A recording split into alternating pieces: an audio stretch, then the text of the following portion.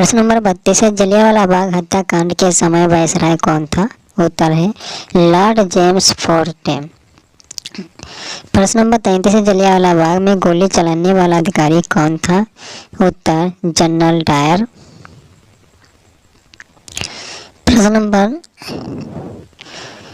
34 है, हिंद स्वराज पुस्तक किसने लिखी थी? उत्तर है महात्मा गांधी ने हिंद स्वराज पुस्तक लिखी थी।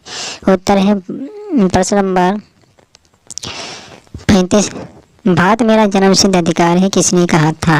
उत्तर है बाल गंगाधर तिलक ने कहा था कि जो भारत मेरा जन्मसिद्ध अधिकार है, मैं इसे लेकर ही रहूंगा। अंग्रेजों के समक्ष यह नारा प्रस्तुत किया था जिसने बाल गंगाधर तिलक ने।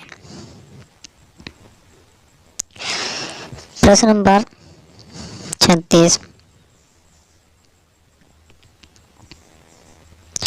तो प्रश्न नंबर 36 क्या कहता है कि तिलक को लोकमान्य की उपाधि किसने दी थी? उत्तर है जनता ने उन्हें लोकमान्य की उपाधि दी थी। प्रश्न नंबर 37 है, होम रूल आंदोलन किसने शुरू किया था? उत्तर है बाल गंगाधर तिलक ने। बाल गंगाधर तिलक और एनी बेसेंट ये दो महान व्यक्ति थे जिन्होंने होम रूल आंदोलन शुरू शुरू किया था। होम रूल आंदोलन का महत्व है कि तुम भी बाहर के हो, हम भी बाहर के हैं, फिर एक दूसरे से क्यों लड़ रहे हो?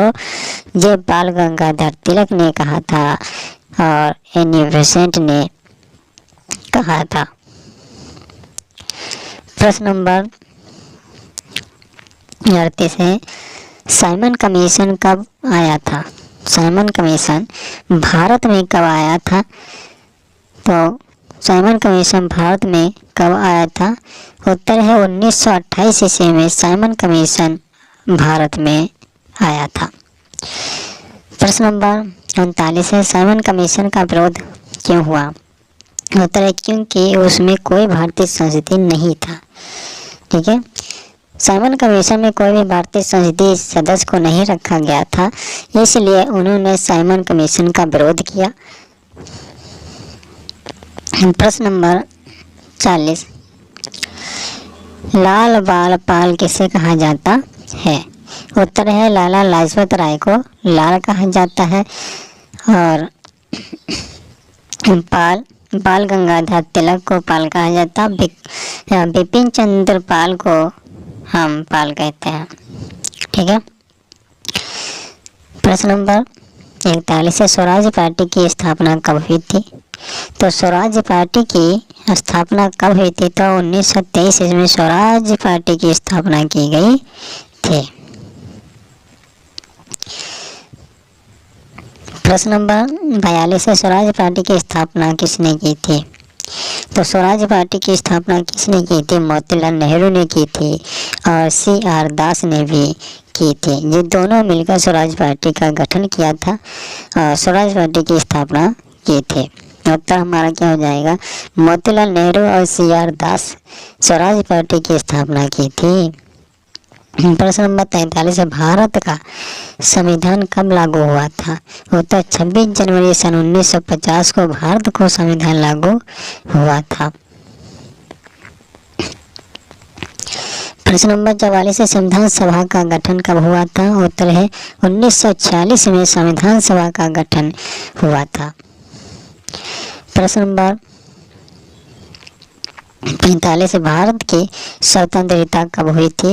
उत्तर है 15 अगस्त सन 1947 को भारत देश स्वतंत्र हुआ था। कब स्वतंत्र हुआ था? 15 अगस्त सन 1947 को। प्रश्न नंबर 46, प्रश्न नंबर 46 है, भारत के पहले गवर्नर जनरल कौन थे? उत्तर लॉर्ड माउंटबेटन भारत के पहले गवर्नर जनरल बनाए गए थे। प्रश्न नंबर 47, स्वतंत्र भारत के पहले भारतीय गवर्नर जनरल कौन थे? उत्तर है C राजगोपालाचारी स्वतंत्र भारत के भारतीय गवर्नर जनरल चुने गए थे। प्रश्न नंबर 48,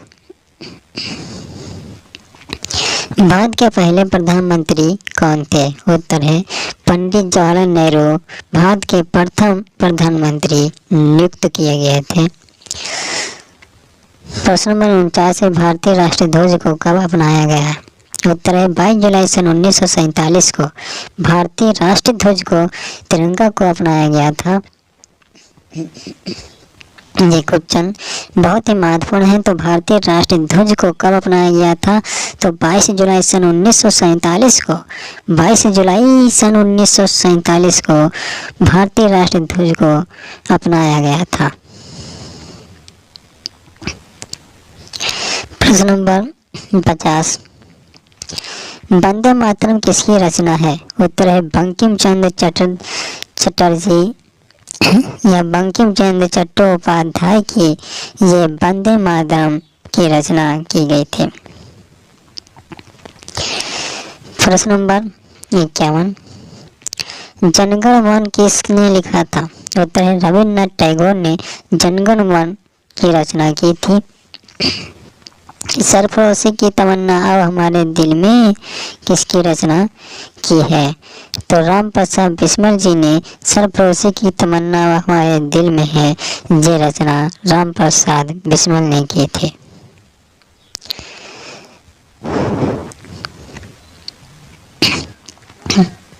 प्रश्न नंबर 53 है, इंकलाब जिंदाबाद का नारा किसने दिया? उत्तर है भगत सिंह। उत्तर है भगत सिंह ने कहा था कि इंकलाब जिंदाबाद का नारा दिया था। प्रश्न नंबर 54 है, जय हिंद का नारा किसने दिया था? उत्तर है सुभाष चंद्र बोस ने जय हिंद का नारा दिया था।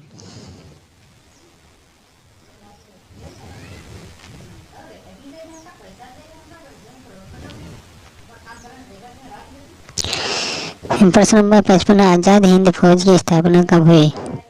उत्तर है 1943 ईस्वी में आजाद हिंद फौज की स्थापना हुई थी।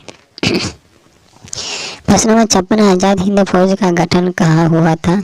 उत्तर है सिंगापुर में आजाद हिंद फौज का गठन हुआ था।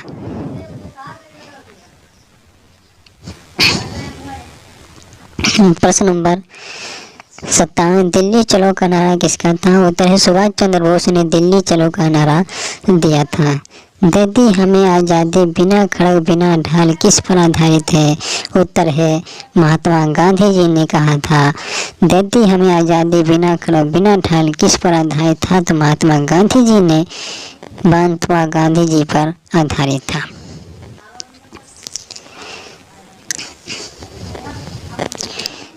प्रश्न नंबर 59, भारतीय असहयोग आंदोलन का अंत कब हुआ? भारतीय असहयोग आंदोलन का अंत कब हुआ था? तो 1922 में चौरी चौरा घटना के बाद भारतीय असहयोग आंदोलन का अंत हो गया था।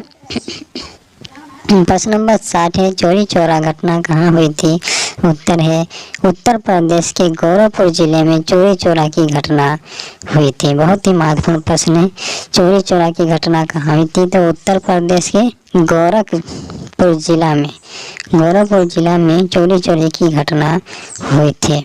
आज इतना ही। आज मेरा वीडियो अच्छा लगे तो लाइक करना, सब्सक्राइब करना, जिससे आने वाले मेरे नए वीडियो आप तक पहुंच सके। और आप ऐसे ही प्रतियोगी परीक्षा में भाग ले रहे हैं तो इन वीडियो को देखना अवश्य है, जिससे आपकी जीके बहुत ही मजबूत हो जाएगी और इसमें से हर प्रतियोगी परीक्षा में आपके उत्तर देखने को मिलेंगे। नमस्कार मेरे प्यारे साथियों।